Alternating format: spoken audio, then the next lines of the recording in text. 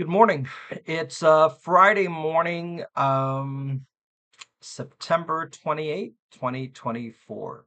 So I just want to talk a bit about those of us, Mexican Americans, who are interested in obtaining our dual citizenship.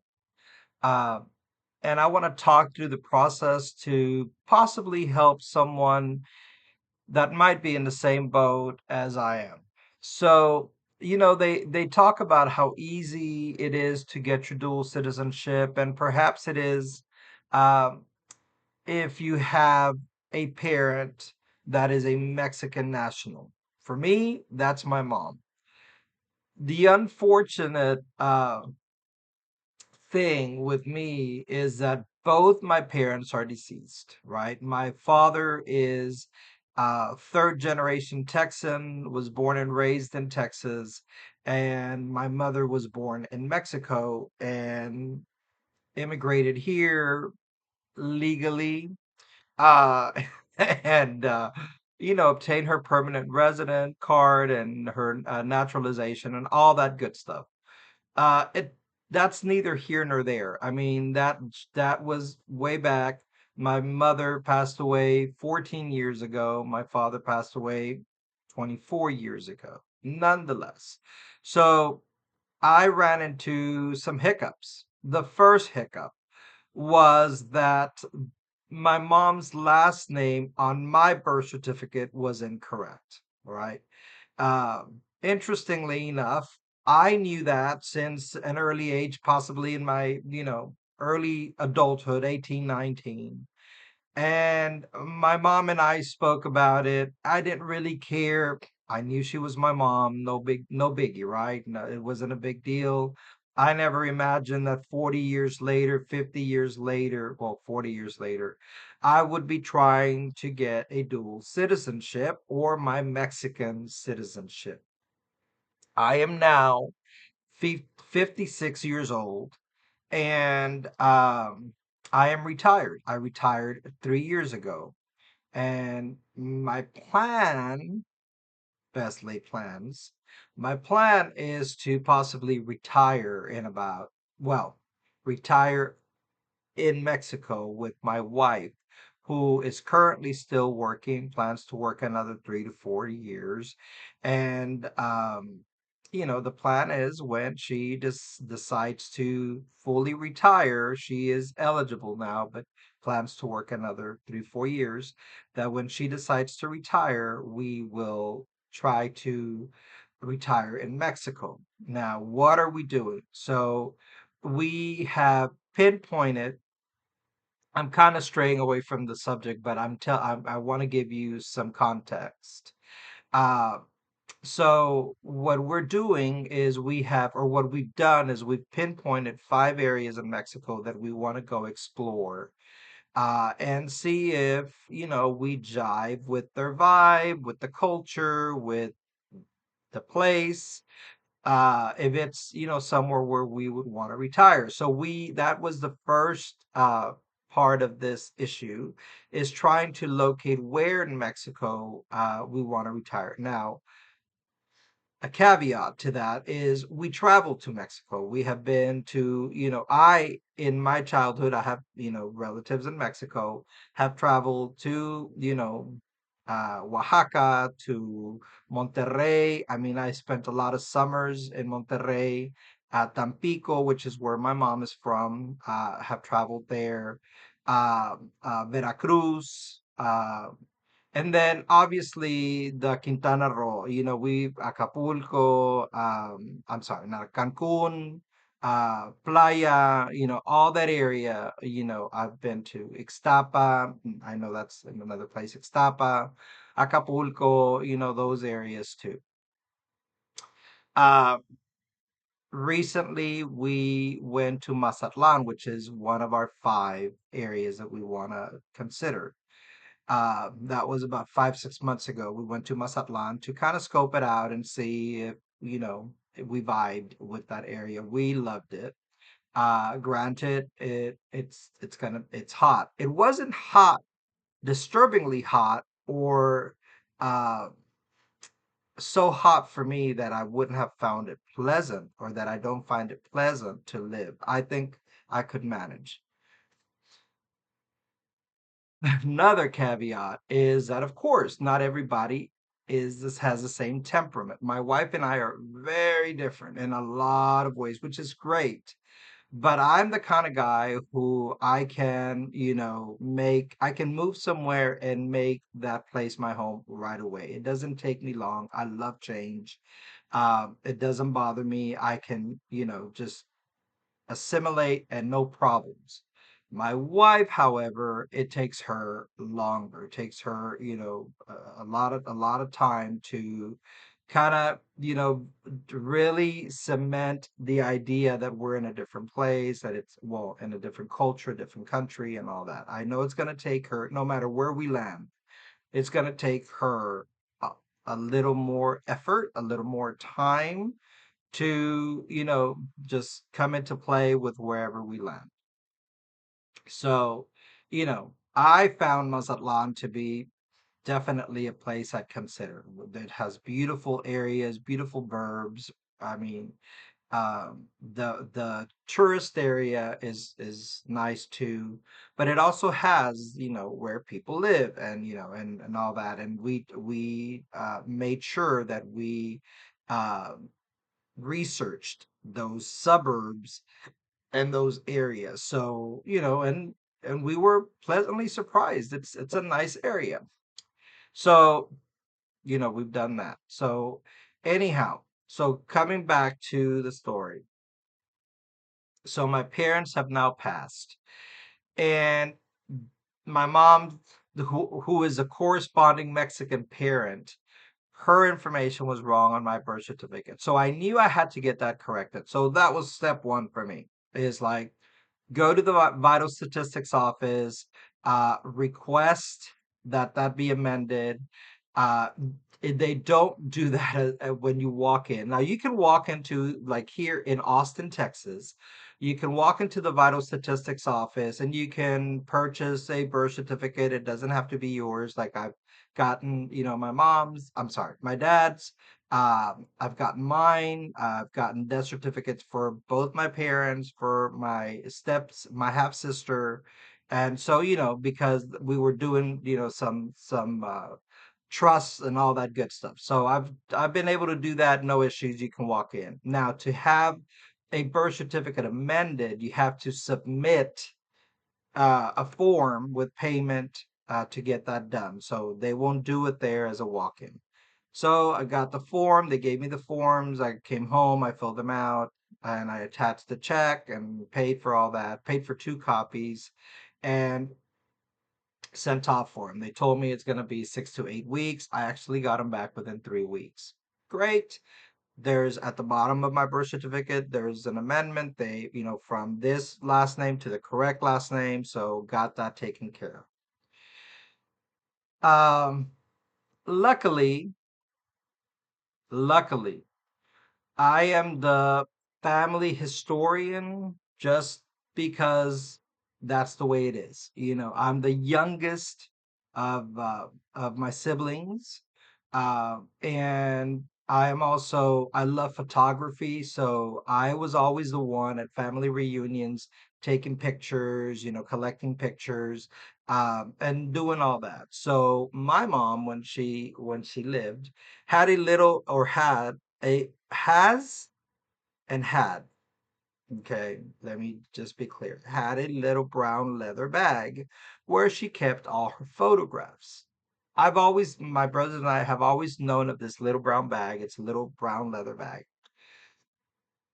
My father passes in 2000, and about 2001, I asked my mom for this bag, and said, I want to scan all these pictures. I want to digitize them because they're sitting in this bag and no one knows what's in that bag anymore. I'd like to share these digitals with the family. Long story short, she lends me the bag. I digitize the pictures. We have a 1 year remembrance of my dad's passing, and we do a whole show, and everybody was laughing. We had a great time. So I go to give the bag to my mom, and she handed it back to me and said, I think I know that you would be a good steward of this, you know, this bag and its contents and any information that is in there. I was very honored. I took the bag. I still have it. The pictures have been digitized, so no issues. There's old report cards of my older brothers and sisters. They were all stupid. No, kidding. They all got horrible grades. But anyhow, there's old just report cards and stuff. Nothing, life changing.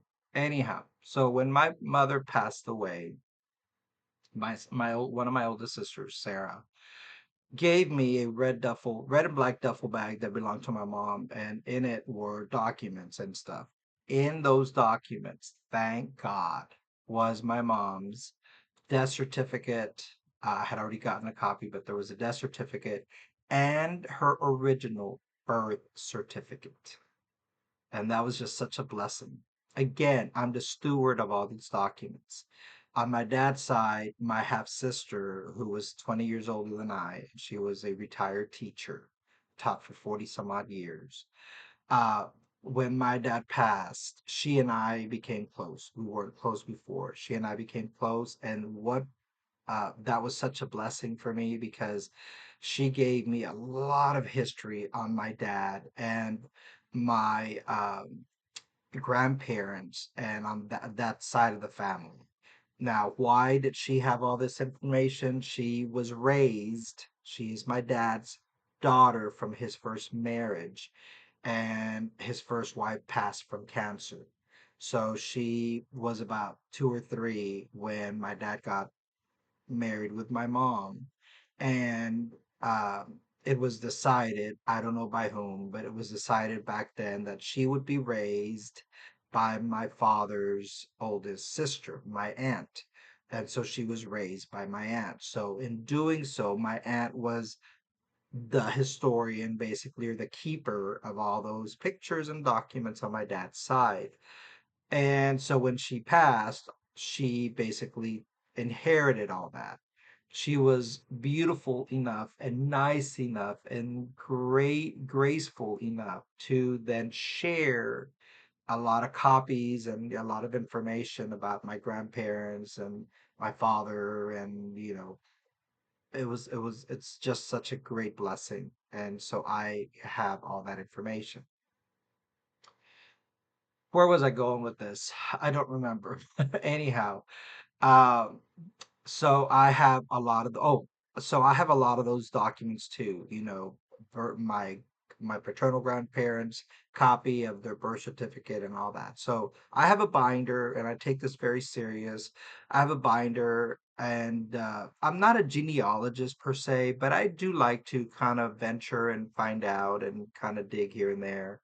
And so I have a binder where I have all these documents. Along with that is my mother's documents. So I thought, okay, I got my birth certificate corrected. It's corrected. Actually, I have to just backtrack. To get it corrected, you could either use your parents, my mom's birth certificate, or an older sibling's birth certificate. And I knew I had my mom's birth certificate, but here lately I had put a lot of stuff in plastic bins and have put them away. And two things, I didn't remember where exactly I had that binder that I'm talking about, and I was just lazy. I just didn't want to look for it. So when I was given on the form, you're given the option to select using older siblings' birth certificate. I went and got my sister Sarah's birth certificate from the Vital Statistics Office. Again, easy. If you know their info, so that's easy to obtain. So using her birth certificate, which had my mom's correct last name, I was able to amend my birth certificate. So I got it amended, looked online, and looked to see what was needed for the dual citizenship. And what was needed is your parents' birth certificate, um, your mom's or your parents' death certificate. I had both originals, my original birth certificate, my passport. So I had all that in hand and I thought, okay, I'm going to go. I scheduled myself. It wouldn't schedule me here in Austin. Caveat. So I have since found out that if you want to schedule yourself, if you're from this area, Central Texas, and if you want to schedule yourself to go to Austin or to be given an appointment in Austin, uh, you have to do it at a certain day and time. It's ridiculous. It's ridiculous. So if you want to schedule yourself, I'm gonna see if I get this right. If you want to schedule yourself for the dual citizenship appointment here in Austin, you have to do it Wednesdays at 1 through WhatsApp, the WhatsApp app. And you have to be, on it Wednesday at 1. You start putting in your info, and it's basically it's easy. I've done it.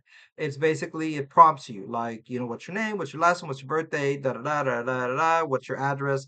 And if you do it, it'll give you Austin as a choice. If you don't do it Wednesday at 1, it's gonna send you to El Paso, Houston, Dallas, the Valley, Brownsville, McAllen, elsewhere. I didn't know that. Okay, when I first started this.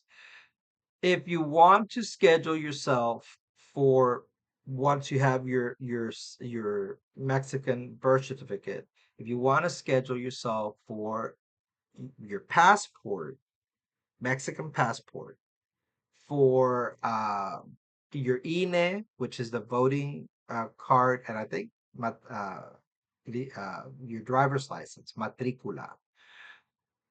Then you schedule yourself on a Thursday at 1 o'clock so that you get the option for Austin. Now, there you go. That's the secret. It's ridiculous. None of this is online. You can't find it online. Okay. I've gone through a lot of caveats and I'm sorry. But I scheduled myself not knowing, and I called the 800 number, which, by the way, when you're talking to these people, I have also found out it's a call center. It's not an actual Mexican consulate. And this is the 800 number that's on the Mexican consulate's webpage. BS. It's this is the number you're going to call. It's a call center. And I was told these people have limited resources, limited knowledge. So they are worthless. One.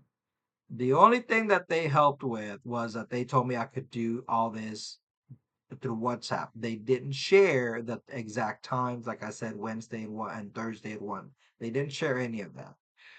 So I was able to, not knowing about the exact times that I was supposed to do so I could get a meeting here in Austin. I did it through WhatsApp and it kept sending me and I told them, I spoke to a person, I said, I'm trying to get my dual citizenship and I need an appointment. And again, these people don't know they're very limited in their resources and their knowledge. So they said, do it through WhatsApp. Okay. So unknowingly I do it through WhatsApp. And because you don't know the correct terms and what, all this entails, uh, I did it through WhatsApp and it gave me an appointment. But again, it wouldn't give it to me here in Austin. And so they chose these towns. The best town for me is in the Rio Grande Valley in McAllen, Texas. Now, because I have folks in that area and it'd be easy. So I did that. I did my appointment in McAllen, Texas. On the email that you get, it says passport, INE, and matricula, something or other. I don't remember. I don't have the exact wording. Anyhow, I thought, okay, well, that's all part of the passport, the dual citizenship. I'm like, okay, I didn't question it. I didn't. And let me put a hard stop right there. And this was explained to me after, and it makes sense now. To get your dual citizenship, your Mexican passport, you have to get your Mexican birth certificate first. And then the passport and the INA and everything else that falls into place, right? It's not all, and maybe I'm misinforming, but this is how I understand it. It's not all one clump thing. Now, it got difficult for me, and I'm going to tell you why. Again, because my parents are both deceased. But if your parents are still alive, I think it'll be easier for you. But anyhow, you have to get your Mexican uh, birth certificate first. And the way the lady at the consulate explained it to me makes sense.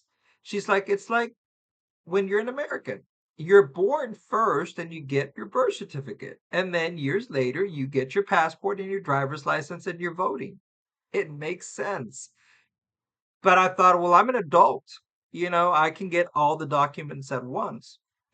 Well, for me, and again, I may be misstepping and misinforming, and that's not my intent. But for me, it didn't work that way. Because what happened when I went for my appointment in McAllen, Texas? I was told as you walk in, there's guards, and you tell them what you're there for, and I said, I'm here to get my dual citizenship. Moron. Me, I'm calling myself a moron. And he looks at me and he looks on his clipboard and he says, "Do you have an appointment?" And I said, "Well, yeah." And I showed him the copy of my, and he kind of looked at me weird and he says, "Okay, well, go ahead and sit and we'll get someone to help." And here comes this lady. I sit with her. She's like, "You're not here for your dual citizenship. You're here for your passport, da da da, and you're not ready for that part." And I'm like, I said, "I'm sorry." I said, "I thought this was all one thing." She said, "No." She did explain the whole, you have to get your birth certificate first and all that there and then. She kind of got snippy with me, and I was frustrated. I kind of got frustrated when I realized that they had made me travel 6 hours for nothing. And so I said, "Well, this is the situation," and I had to put a stop. And I said, I'm sorry. Let's stop and start over because you're acting a certain way and I'm acting a certain way, and I need to get this information. And I apologize if I'm coming, if I seem ungrateful and disturbed." I said, I'm frustrated." I said, "Because I don't know, we don't know all this. And you look online, it doesn't give you a lot of information. You talk to people." And I showed her. I said, "I spoke to people at the consulate. I spoke to three different people, three different times. 'Cause I had questions. And this is what they told me." Okay. I had my binder. I thought I was prepared. My understanding is that you have to have two or three copies of your documents with you because they will keep them, and they will make them for you there. So that's the other thing. Take two or three copies of your original documents. Anyhow, so long story short, she said, "Nope, this isn't the way it works." And she said, "You can go to Brown. We can't do your dual citizenship today. Because we're slammed." I said, "Okay." And I said, "Well, could you at least take a look at my documents to tell me if I'm on the right track?" And she didn't want to look at my documents. She wouldn't. And I said, "I'm giving you permission to please," because she said something to the effect of, I can't touch your documents." And I said, "But I'm giving you permission." And my documents, my documents, I'm going to show you. This is my binder. And I have all my documents, in these kind of, protective. So I thought I was prepared. Anyhow, she looked at my documents. She looked at my mom's birth certificate. She says, "Okay, you got this." Her death certificate. She's like, "Okay, you got this." My birth certificate. She says, "Oh, this is wrong. Her last." I said, "It's down here." I said, "They amended." "Okay, good." And then, she said, "Do you have your father's?" I said, "No." I was told that since he wasn't the corresponding parent, he's not Mexican by birth. He is Hispanic, but he was born here in Texas. that I didn't need his information. So I don't have his information. Caveat. I have his death certificate, but I had given it to my sister for another purpose, and I didn't have it with me at that point. And I also had gone to the vital statistics office to get his birth certificate, and they couldn't find it. So even now, on this date, I'm still waiting to hear from the vital statistics office to see if his birth certificate was found or not. Come back to the story. His information is not needed. Okay. Do you have their marriage license? And thank God I had their marriage license. But here's the problem. My mom's name on the marriage license is incorrect. They got married in November of 1953, way before I was even born. 15 years before I was born. My mom, I don't know why, but they used my mom's grandfather's last name instead of her dad's last name. So it's got her first name, her mom's last name, but her grandfather's last name instead of my grandfather's last name. So it's incorrect. And she said, "You need to get this corrected." And my spirits just dropped. And I'm like, how am I going to get this corrected? Where do I get this corrected? And she said, well, uh, in the vital statistics office. Now, I know that that's not true. They're not, you don't get a marriage license corrected at the vital statistics office. If anything, I would have need to go to the county I was in McAllen, which is Hidalgo County, to the Hidalgo County courthouse to see if they would be willing to correct it. This document, I am 56. This document is over 60 some odd years old. I highly doubt it. Now, again, I may be given misinformation, but I highly doubt that anyone is going to want to mess with correcting a document that's 60 some odd years old. I don't know. I'm still going to try to do it just for accuracy when I have the time. I don't have it now. My focus is on trying to get my dual citizenship. And then she said to me, do you cross over? I'm in McAllen, Texas, in the Rio Grande Valley. We are a skip and a hop away from the border towns, Mexican border towns. Reynosa is one of them. She said, do you cross over to Reynosa? I have family in Reynosa, but Reynosa is not a secure place. And it's been 30 years since I have crossed over to Reynosa. Now, I have cousins that I keep in touch with, that we talk to, we visit, they come here, we call each other, we uh, chat through WhatsApp and all that. I mean, I have real close bonds. I could have easily said, hey, call one of my cousins and say, hey, this is going on. They would have crossed over, they would have helped me take care of this. Um, but I wasn't in the headspace for that. My spirits were on the floor. It's like, gosh darn it. So anyhow, she then says to me, this is the lady who works at the consulate, Mexican consulate. She said, I have, in the past and even now, I take on cases where I get their Mexican birth certificate. I cross over to Reynosa. She probably lives over there. I know how these people work. And at this point, she kind of simmered down. She was being nice. She started writing uh, on this piece of paper right here, telling me if you cross over to Mexico and get your birth certificate in Mexico, these are the four documents you're going to need. You don't need your parents' marriage license. You need your mom's original birth certificate. a copy of her ID, which thankfully I have, uh, your original birth certificate, and then she says, your original birth certificate has to be apostillado. In my life, in 56 years, I'd never heard of that word.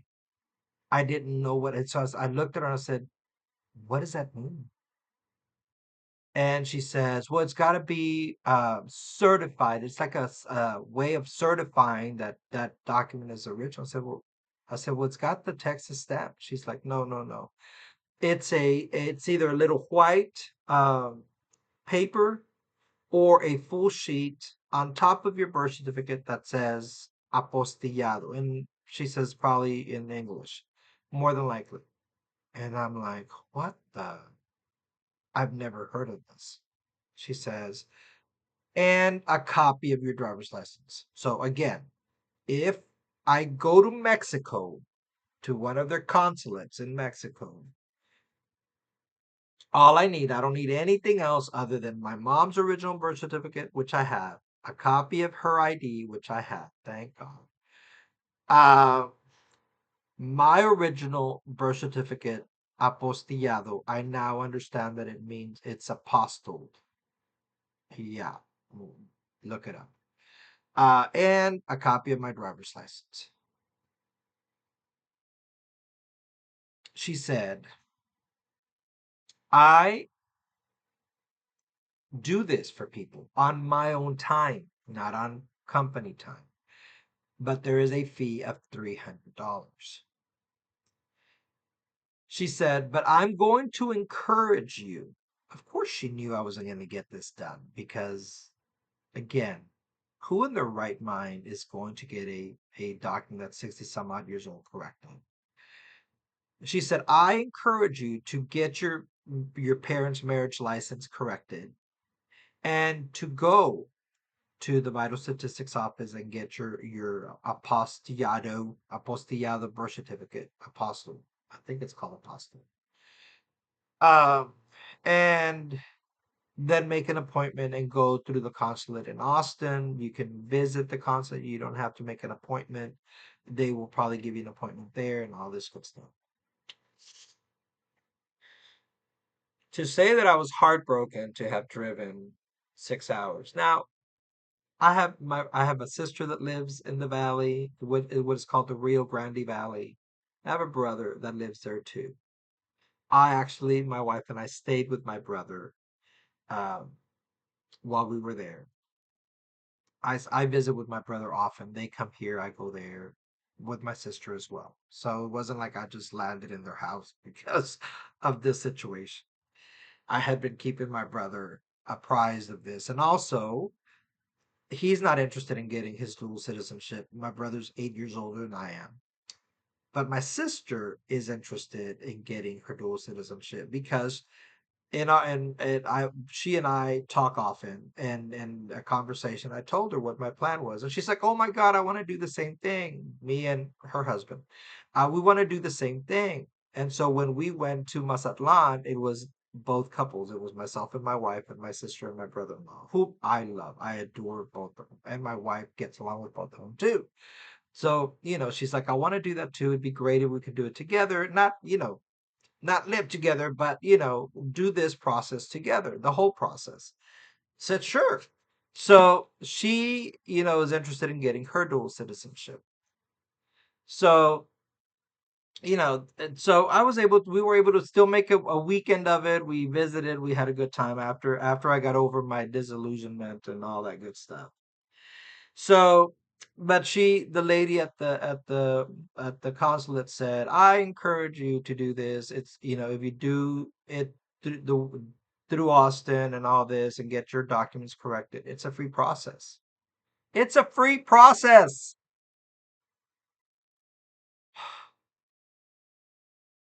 And she says, but this is the alternative. I would be willing, even though I've got a lot of other cases, I'd be willing to take your case on and get you your Mexican um, birth certificate. It will be $300. This lady is raking in the bucks. and I should be upset, but at the same time, her doing this facilitates a lot for me. So, okay, I come back to Austin. I Google, like, where do I get my birth certificate? I think it's apostilled, I'm apostillado. Uh, State of Texas office, downtown Austin, $15. You walk in. Uh, their lobby hours are from 9 to 4, and you just get yourself, there early, and you can get it done. It's $15. So said okay. So Wednesday, 2 days ago, get my butt up. I'm retired. I can get up anytime, but I get my butt up, I shower, and I get going. And I get there. It's uh 8:30, and I took my birth certificate and my sister's birth certificate because I had her birth certificate because I used it to amend mine. And I've kept her informed. I've told her, and we laughed about it and all this good stuff. Anyhow, but it worked in her favor. So uh, I had called on Tuesday, Monday, I think, to the state of Texas and said, "This is what I'm trying to do. Can I just do a walk-in?" They said, "Absolutely. It's $15 per, and you can pay using a credit card, cash. If it's cash, it has to be the exact amount. Uh, and just come and get in line, and you get it done." I said, "All right." So I end up there Wednesday. I'm the second person in line, and they open at 9. You walk in, you hand them your oh, the other question I had when I called is, can I get mine? And I have my sister's original birth certificate. They said you can get 4 documents. It doesn't matter whose. Said okay. So took both mine and my sister's, and I got them both apostilled. And it's a what it is. It's a stamp. They clip a paper on top of your birth certificate. That's a state of Texas, da da da, apostoled or whatever, and so it has all that. And then they stamp it, and it's half. It's a red stamp that's half on the paper and half on your birth certificate. I don't know. I mean, I think it's a lot of red tape, but it is what it is. And if it's going to help me get to my objective, I'll play the game. The lady at the consulate in McAllen had given me her contact info, her phone number, email, and name, and all that good stuff. And she said, feel free to call me. So on my way to get those documents done, taken care of, I called her and I said, listen, I was there Friday. She remembered me. She says, absolutely. Uh, I said, I'm on my way to get these documents, apostillados and, whatever. And she said, okay. And I said, so this is to get the passport. Oh, said my other question is, don't you need pictures of me for my passport? And that's when she clarified. She said, no, no, no. This is not for your passport. This is for your birth certificate, your Mexican birth certificate. And that's when she explained, you got to get your birth certificate first. It's like in the US. You got to get your birth certificate first, and then after you have that in hand, then you get your passport and your driver's license and your voting card and all that good stuff. That's when it clicked and it made sense. And possibly I'm a bright person, but when I was in my headspace that day that I met with her at the Mexican consulate. Uh, I was just in my emotions. I wasn't crying or anything, but in my head, I was just distraught and just so disillusioned that I probably didn't listen correctly. I take full responsibility for that. Anyhow, so that's when she explained. I said, okay. I said, well, I'm gonna go ahead and get this done through you, and she says, okay, you have the list of what you need. I said, yes, I do. I said, okay. So I forgot to ask her, and I forgot to talk to her if she'd be willing to do my sister's too. My bad. but I would correct that. One thing at a time, one hurdle at a time, right? It's like short-term goals first to get to the big objective. I go get it done, no problem. I mean, it was a 5 minute process, got it done, came back home, got sick, got a stomach bug. That just knocked me out for the rest of the day. That's neither here nor there. When I got home, I was laying in bed and I said, "Hey, I have the documents." I said, I'm gonna send them your way through my older sister. Her name is Sarah. Said, by the way, she is also interested in getting her dual citizenship and her Mexican birth certificate. Uh, would you be willing to take her case on too? I know you said you were slammed, and I apologize. Uh, and it took her a while. She took her about 2 hours, and I'm thinking, she ain't gonna want to take my sister's on. And finally, she responded. She said, yes, of course, da da da. I'll take your sister's on too, da da da. And I said, great. I said, I understand it's 300 per. Like, I wanted to make clear to her that I understood that it was going to be per. That this lady is raking in the butts. Doesn't matter. My sister was willing to pay for that too. And I said, I'm going to send the documents to my sister and she can hand deliver them to you. She's 25 minutes away from you. I had already spoken to my sister. She said, absolutely, I'll take them to her. And I said she'll take both her documents and her payment and my documents and my payment. And she said, great. And so she said, I said, this will happen next week. So she sent me her schedule. She said, if it's before this time, just tell her to give me a call when she's outside. I'll come out and meet her and get the documents. If it's after this time, then we're going to have to meet somewhere else because I'm only here at the consulate from this time to this time. Sounds shady, doesn't it? I I don't think it's shady in the end. She was very clear in her written and in her written message that this, although she's an employee of the consulate, this was not through the consulate, but this was done on her own time out of office hours. Here's the deal. Here's where I know it's not something that she's doing illegally. She has an established contact at the consulate in Mexico. I guarantee freaking you. And that person and she are probably raking in the bucks. And that's fine. That's fine. If it keeps me from crossing over to the border town, which I don't trust, I used to spend a lot of time in Reynosa as a kid, too, because we'd go visit folks. But in the last 30 years, it's become an uncertain, environment over there. It's just dangerous. Anyhow, if it keeps me from having to cross over and have to deal with the bureaucracy in Mexico, and she can facilitate the process, then I'm all for it. Go for it. So there you go. There you go. Anyhow, yesterday I sent my sister the documents, even and her apostillado birth certificate, American birth certificate too.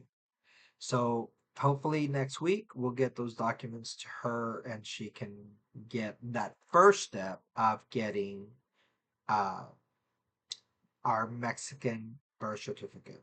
I forgot to say that while I was in Austin, I decided to just drop by the Mexican consulate, and I had such a great positive interaction with a lady there, who was very sweet. She took the time to look at the documents and stuff, and I didn't tell her about my visit to McAllen. I did not, but she found the same error as the other lady. That birth certificate, that marriage license, was not where what it should be. So even though she went and took my documents and consulted with the consul in the back, somewhere in the back, and came back and said, "No, you that this marriage license is incorrect. They won't allow this." So, but she was the one that explained to me about the certain days and times. So I'm getting information from different people, actual representatives.